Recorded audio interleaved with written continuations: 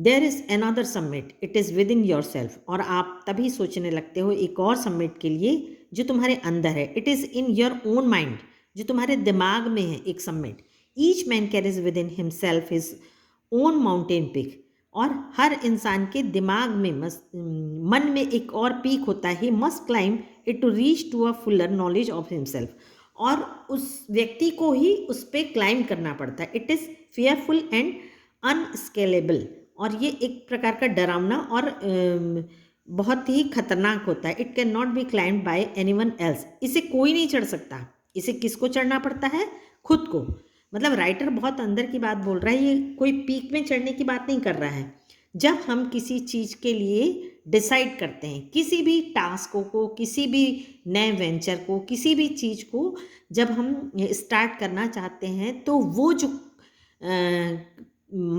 इंसान के दिमाग में जो रहता है, पीक रहती है, जो जहाँ पहुँचना चाहता है, जिस ऊंचाइयों पर पहुँचना चाहता है, वहाँ पहुँचने के पहले, उस डिसीजन को लेने के पहले वो थोड़ा डरा हुआ रहता है, उसको थोड़ा सा मुश्किल लगता है। लेकिन वहाँ पहुँचना वाला कौन रहेगा? उसको स्वयं को ही मेहनत करना पड़ेगा, उसको स्वयं को ही वहाँ पर क्लाइम करना पड़ेगा, दूसरा उसका कोई साथ नहीं दे सकता। तो ये एक प्रकार की मेंटली पीक समिट की बात राइटर ने कहा है, बहुत अच्छी बात कहा है। यदि एक एग्जांपल से मैं आपको समझाना चाहती हूँ कि यदि आप क्लास में फर्स्ट आना चाहते हो या अपनी लाइफ में बहुत सक्सेस होना चाहते हो, कोई अचीव करना चाहते हो बहुत अच्छी जॉब को, तो उसके लिए आपको पहले खुद को डिसाइड करना पड़ेगा, और उस पर वो इतना आसान नहीं होगा किसी भी जगह जाने के लिए। उसमें आपको बहुत सारे ऑब्स्टिकल, बहुत सारे ऐसे फेलियर भी मिलेगा, लेकिन आपको उन सब से डरना नहीं है और आगे बढ़ना है, यही राइटर ने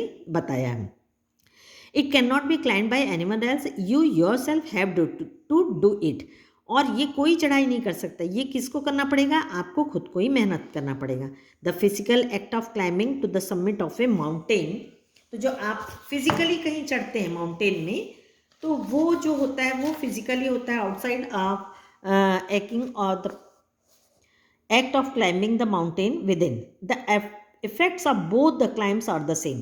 तो जब आप पहुँचते हो कहीं, फिजिकली पहुँचते हो और मेंटली कहीं पहुँचते हो, तो दोनों की जो फीलिंग्स होती है पहुँचने की वो सेम होती है। Whether the mountains you climb is a physically or emotional and spiritual, the climb will certainly change you. तो आपको ये फिजिकली हो या इमोशनली हो या स्पिरिचुअली हो, जब आप उस पीक पे पहुँचोगे तो आप अपने आप में बहुत ज़्यादा चेंज महसूस कर पाओगे। It teach you must about the world and about your self, और ये क्या शिक्षा देगा आपको? आपके बारे में और पूरी दुनिया के बारे में आपको एक शिक्षा मिलेगी। I venture to think that my experience as an Everest has provided me with the inspiration to face life's arduous resolutely. Arduous मतलब था पेनफुल एक्सपीरियंस। तो ये जो वेंचर मतलब होता है जो एक नया काम है, जो मैंने समिट का जो एक्सपीरियंस है मेरा, राइटर कहता है एवरेस्ट में चढ़ने का, वो क्या प्रोवाइड किया मुझे? इंस्पिरेशन दिया, ऐसा प्रोत्साहन दिया कि लाइफ में यदि कोई ऑडियंस मतलब कोई भी कोई तकलीफ होती है, कोई ऐसा समय आता है, तो उसको मैं कैसे रिसॉल्यूट करूँगा, मतलब कैसे उसको दृढ़ता से उससे निपटूंगा। तो वो आपको एक चैलेंज आता है लाइफ में फेस करने का। तो राइटर को ये जो क्लाइंब करने से उनका ना फिजिकली बल्कि मेंटली भी वो ये बताते हैं कि दोनों चीज़ों में उनको लाइफ में बहुत अच्छा एक्सपीरियंस आया। Climbing the mountain was a worth while experience.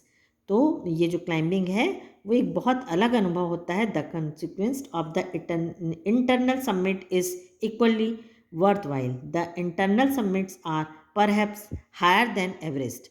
तो बहुत अच्छी लाइन लिखा है राइटर ने, the internal summits are perhaps higher than Everest. तो जब इंटरनल समिट, यदि आप अंदर से किसी पीक पे पहुंचते हो, कोई निर्णय लेते हो और उस पर सक्सेस होते हो, तो किसी एवरेस्ट में चढ़ने से ज़्यादा क्या होगा? वो ऊंचाई रहेगी।